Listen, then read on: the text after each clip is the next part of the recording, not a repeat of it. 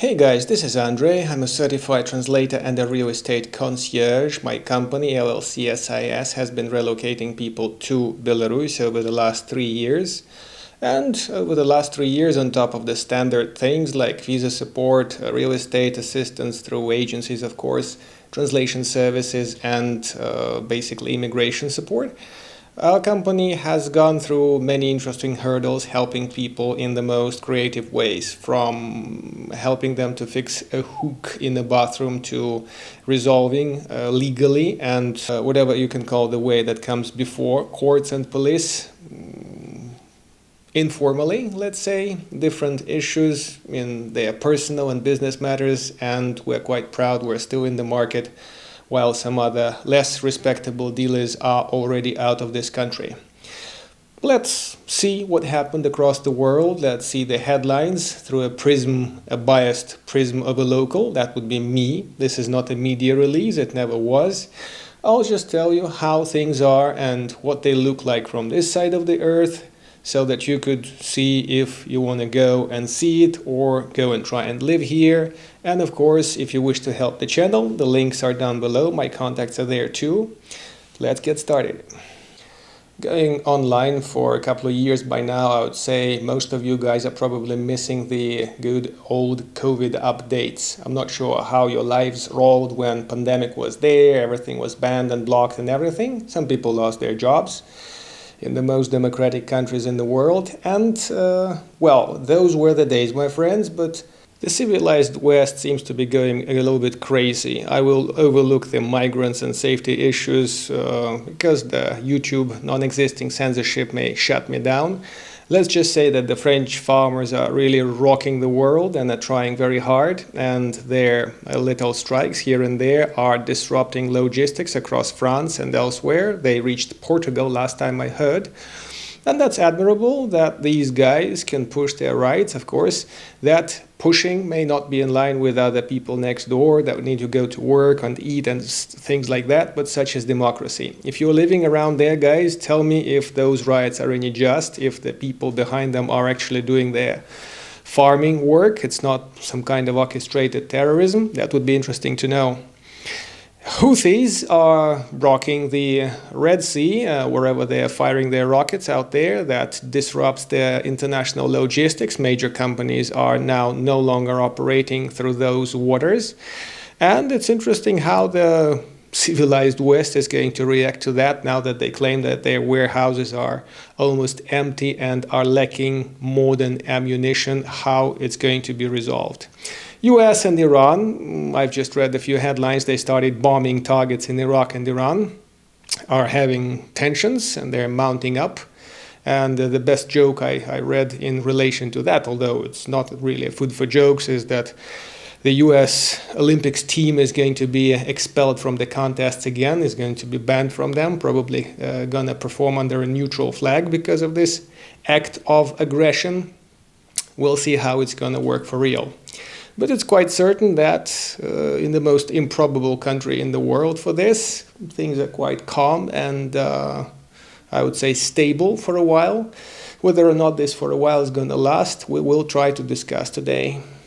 Surprisingly enough, even such big operators like Boeing seem to have their little wrinkles and sometimes little doors dropping out of their little planes.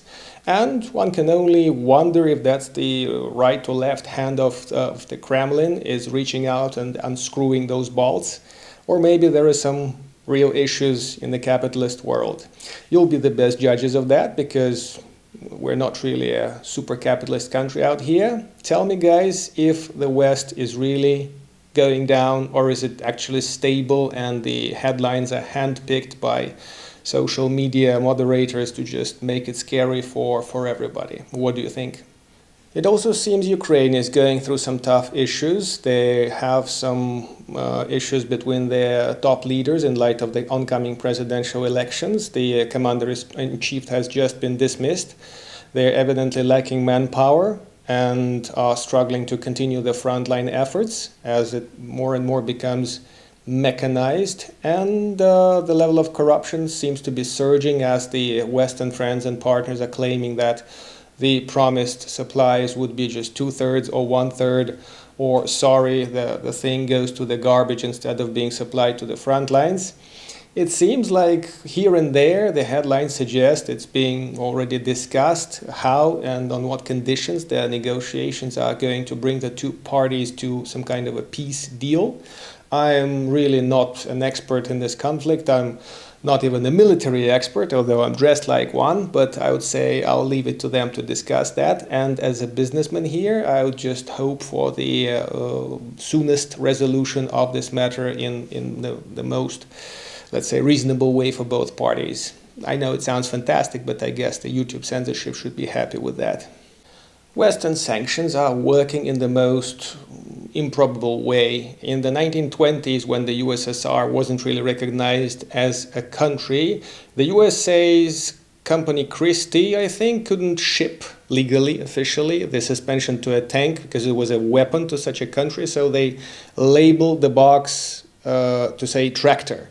That's how the suspension from America became a part of the most effective war tank from the side of the Soviet Union.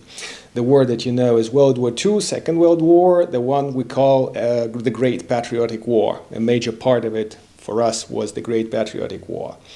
Lately, it appears German industries are failing because of the non-existing undemocratic Russian gas that is now being resold through Oriental dealers, let's say, and is not coming in good quantities and desirable price for the industrialists. Their factories, their plants, especially chemical plants, are shutting down and are suffering from the lack of this vital resource.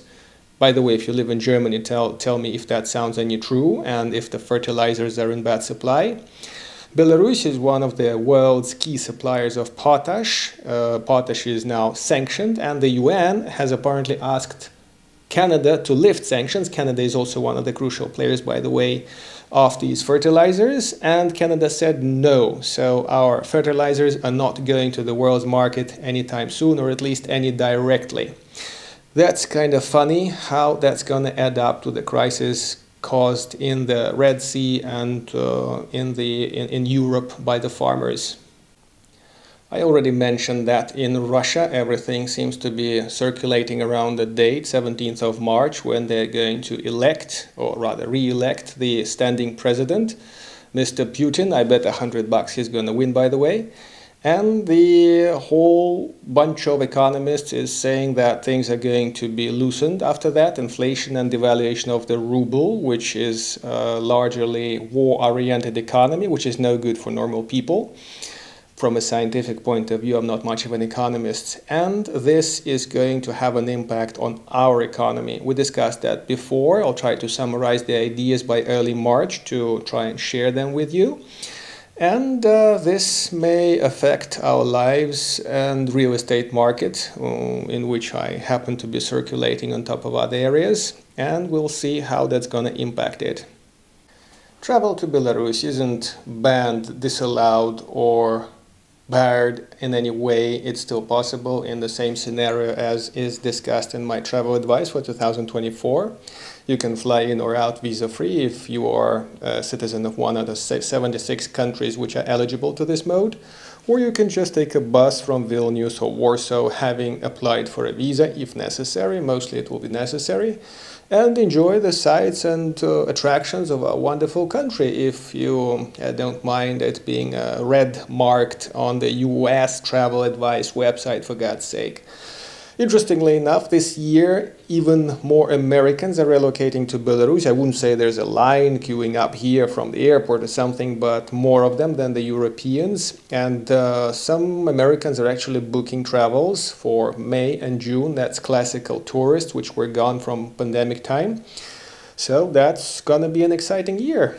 And it's already kind of busy in January now. We've been working hard to relocate the Australian guy to look for some deals for other folks. And that I will be sharing later in probably more detailed reviews of the areas where they got to settle.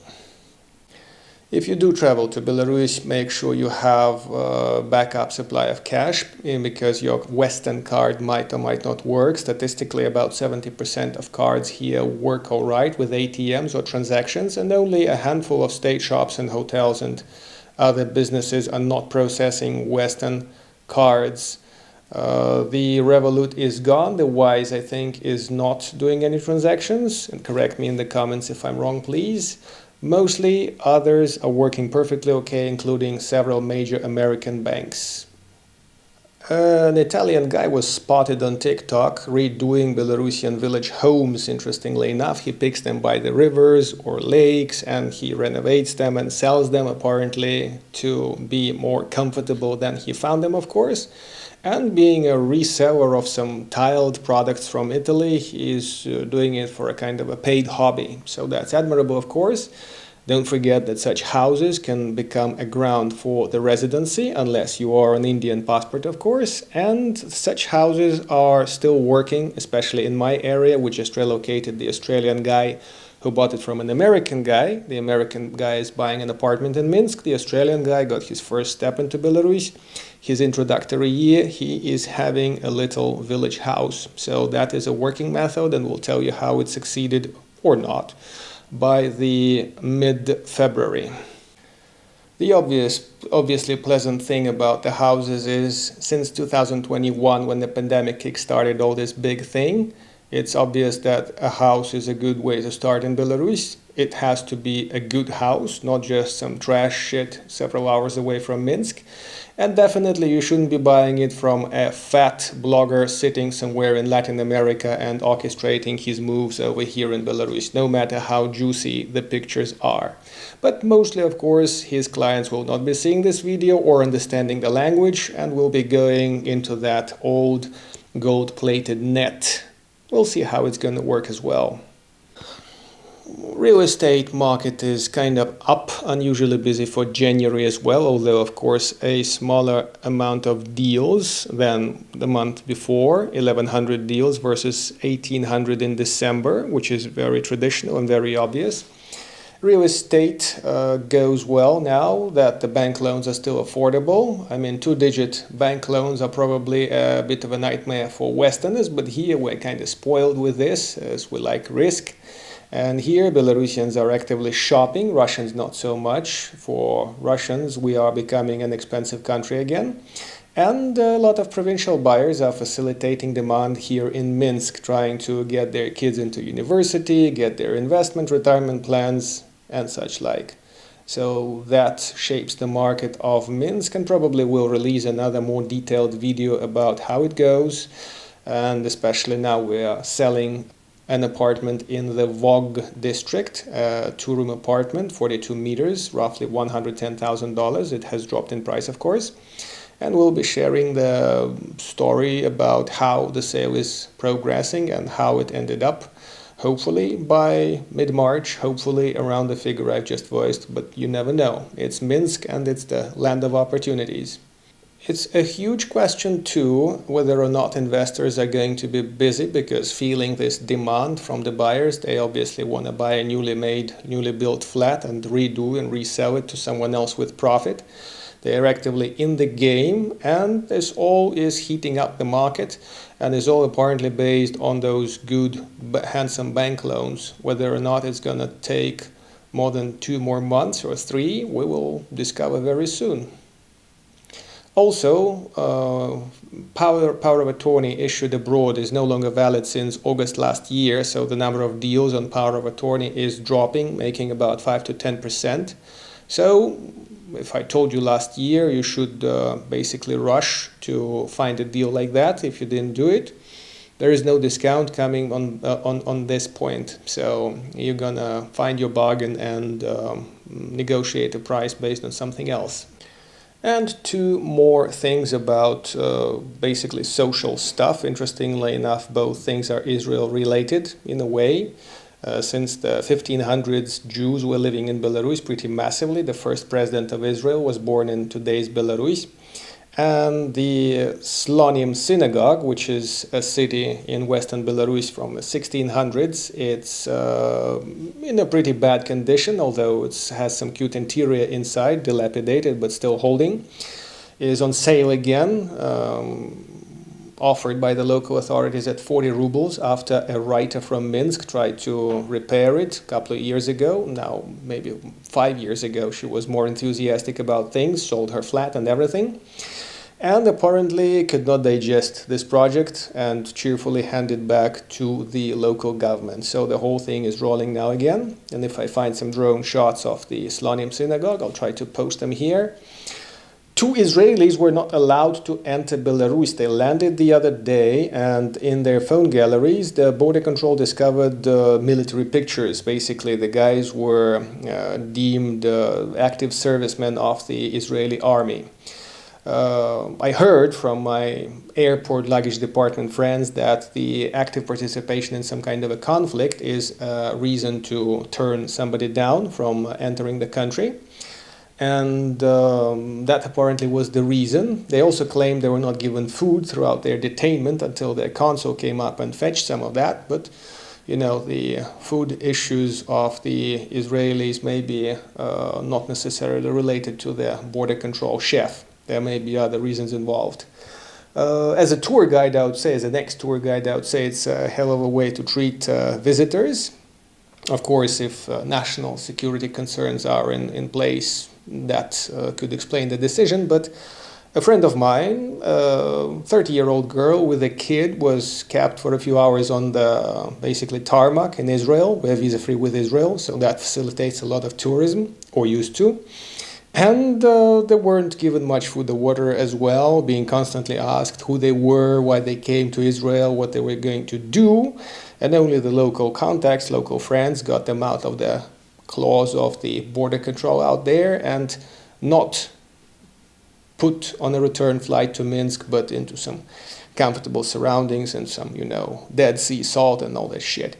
So we might say they got an eye for an eye with a biblical saying, but again, I frown upon such treatments from both ways, especially that the countries agreed to be visa-free. That's shitty visa-free from this point of view. This would be about it, about early February headlines here in Belarus, except weather is improving. It's kind of spring-like at the very, very beginning stage of it. Temperature is going up by and by. Ice and snow are going. Of course, the weather will shift a few more times, and in March and April there may be snow as well with some frost, but not too bad. We'll see how it's gonna go, and I was happy to translate all these reports from here to you. Thanks for any feedback, for your likes, for your dislikes. There are 2 guys working hard to push dislikes. Cheers to them as well. If you can push the thanks button and donate, it's just under the video here. It would help, like $5 or $10, not more, just to upkeep enthusiasm and the hardware. I would thank you very much for that. And any criticism, any feedback, just be reasonable. Put it down below. I'll be very happy to hear from you guys. Thanks very much, and hope to see you in Minsk at some point. The Sunday expat meeting is announced down below. Cheers.